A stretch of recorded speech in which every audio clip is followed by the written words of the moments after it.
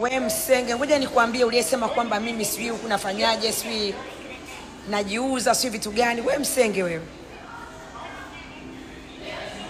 Naweza nikakufuga wewe na huyo mama yako aliyekutoa Mkunduni, nakwambia. Naweza nikakufuga wewe na mama yako aliyekutoa Mkunduni. Mimi hapa kumanyoko msenge baridi wewe. Usitake kuona watu ukataka kuchukulie poa kama unavyozania, ukachukulia kama nini. Mchukulie poa mwanamke wako unayemtomba na kumfira kitandani. Huyo ndio mchukulie poa. Halafu tena anaongea vitu vya uongo vya serikali, sijui nini, anatafuta connections. Wewe msenge wewe. Msenge unajijua kumanyoko. Connection gani? Yaani serikali inavyofanya uoni. Na hizo TV mavi zinazokuwa zinahoji wasenge wasiodinda, wasenge wasiodinda. Wewe mnaacha tabia zenu za kisenge.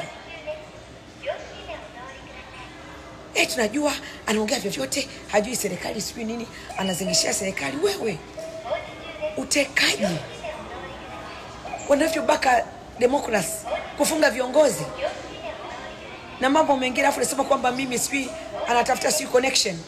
Connection gani? Pesa gani nazozipata kwenye mtandao? Acha msenge wako kumanyoko msenge wewe. Sipati hata shilingi moja kwenye mtandao. Sipati. Siko huko kwa ajili ya hivyo, nimeacha mambo yangu ya muziki. Mimi ni muziki ambao nafanya event na watu wanakuja. Na tarehe 10 mtu anatoka Uganda nakuja, tulikuwa naye kwenye stage msenge baridi wewe. Anaimbaga sijui kwenye sijui kumara bibi yako. We choko. Umseme mkeo unayemfira na kwambia tena wewe mfira na kumtomba.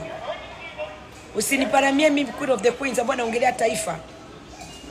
Nimejitoa eti. Msenge baridi wewe.